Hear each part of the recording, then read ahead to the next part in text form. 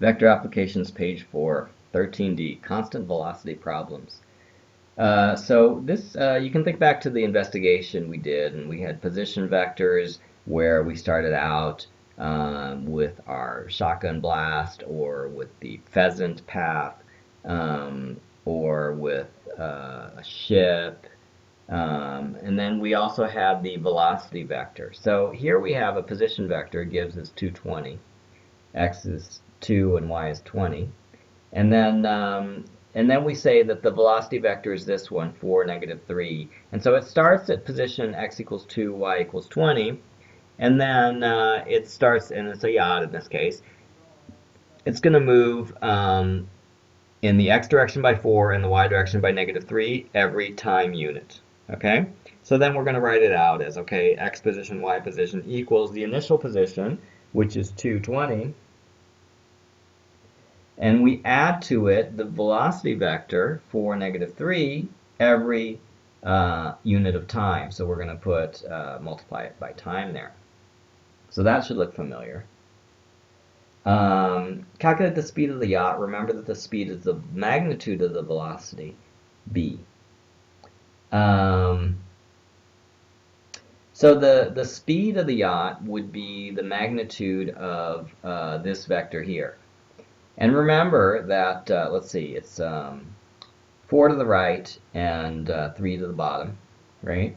And remember that if you put this in Pythagorean theorem, 3 squared plus 4 squared is 9 plus 16 is equal to 25. Square root of 25 is 5. What do you know? It's the 3, 4, 5 triangle again.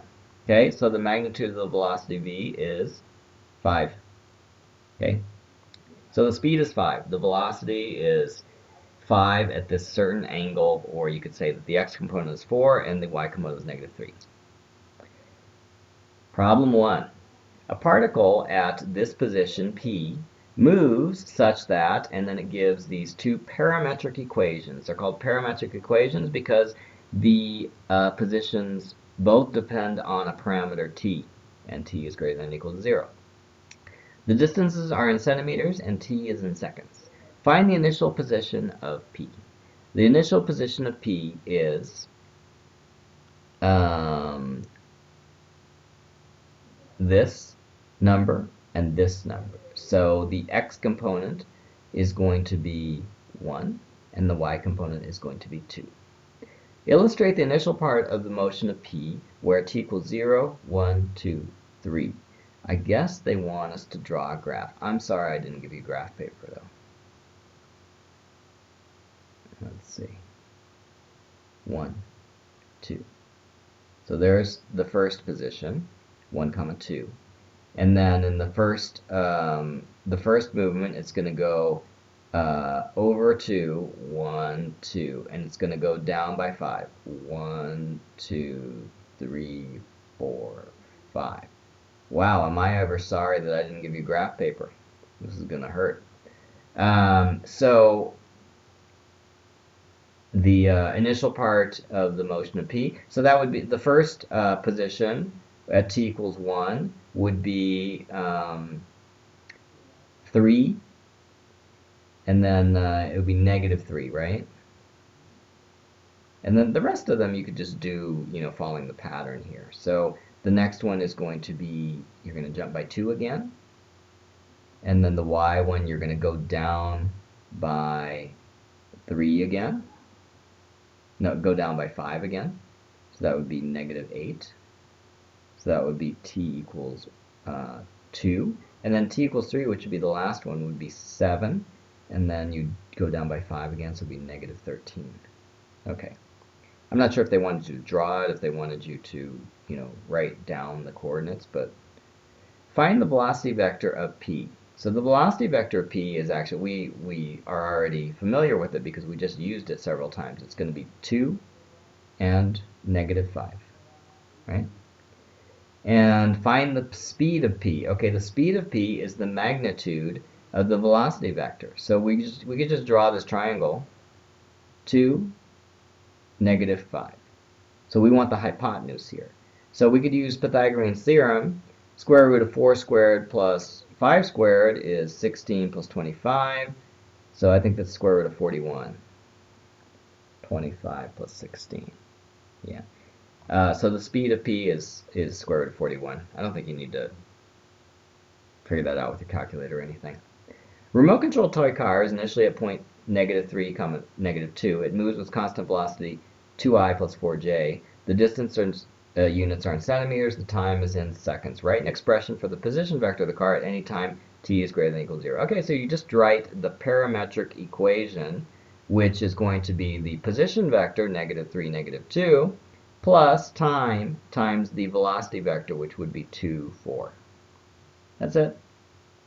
Find the position vector of the car at time t equals 2.5. Okay, so that would be the x-coordinate would be -3 plus 2.5 times 2. So that would be -3 plus 5, which would be +2.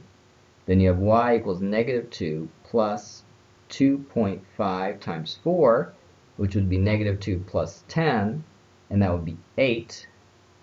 And that's the position, 2 and 8. Okay. Then C. Find when the car is due north and due west of the observation point 0, 0. Okay, so due north and due west of 0, 0. So they're saying, oh, when is it due north? When is it due west? Okay, basically they're saying when is the car on the x-axis or on the y-axis, all right? So we could just solve the parametric equations independently. So we could take C. So let's take the x parametric equation, which is x equals -3 plus 2t. At what time is x equal to 0? Well, let's see. 2t equals 3. So t is equal to 1.5. Okay, so t equals 1.5, then x is at 0, which is this point right here. Actually, yeah, so the x value is at 0 when t equals 1.5. So then what is the y value at that time? So then we have y equals -2 plus 1.5 times 4, and so that would be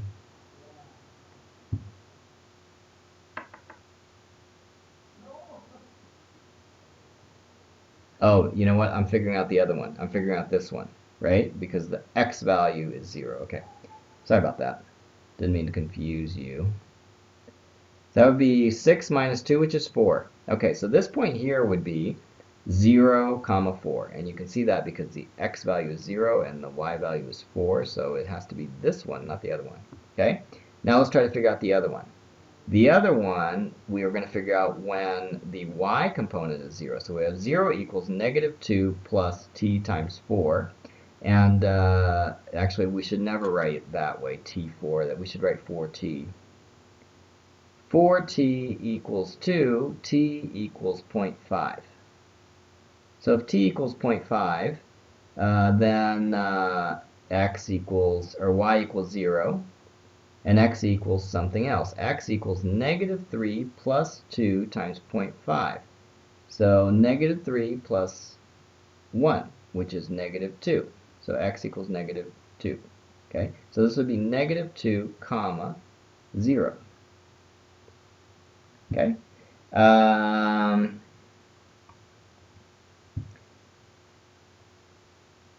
So, oh, they just asked when. So the first answer would be t equals 2.5. And the second answer would be t equals 0.5. So we didn't need to figure out all that stuff. We just need to figure out t. Plot the car's positions at time 0, 1/2, 1, 1.5, 2, 2.5. Oh my gosh, okay. So 0, where's my, oh yeah, so I'm going to use these parametric equations here. So the first position is just going to be -3, -2. We don't need to look at the velocity vector, we just look at the position vector. 1/2. So if we have 1/2, then ooh, that's kind of messy. Let's do 1 first.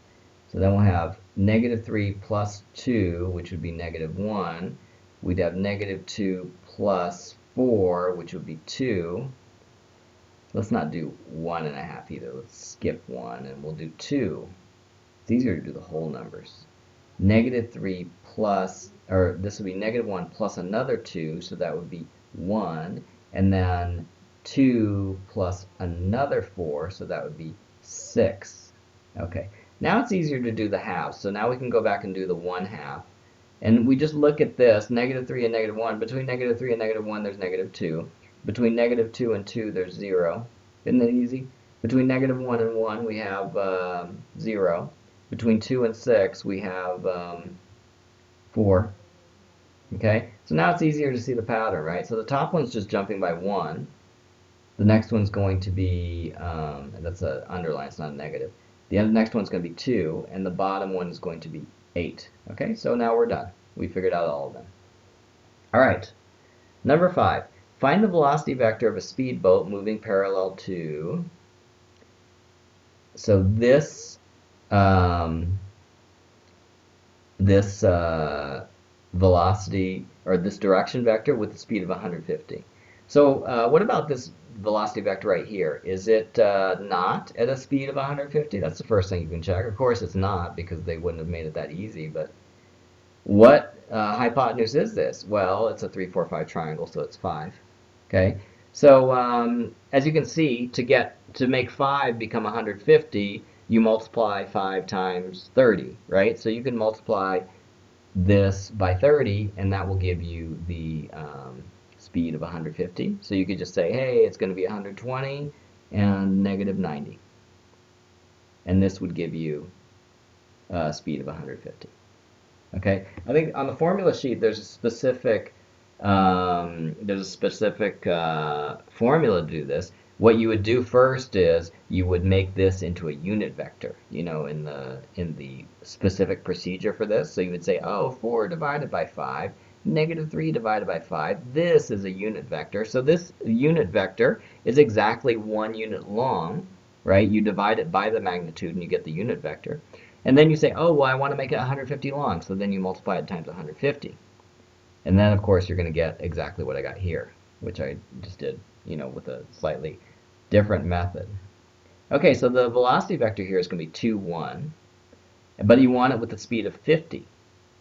Okay, so let's do it the Sericino way. So we're going to take x equals 2, y equals 1. And we know that the magnitude of this vector is square root of 5 from Pythagorean's theorem. So we're going to divide both 2 and 1 by square root of 5. And then we're going to get a unit vector, which is exactly 1 long. And then we're going to multiply times 50. And then we get a vector in this direction that is exactly 50 long. And if you want to simplify it, you could. 50 divided by square root of 5 would be square root of 5 times 10. It would be something like 20 square root of 5. Yeah, and then like the bottom one would be 10 square root of 5. 10 square root of 5. Okay? And that's it for page 4.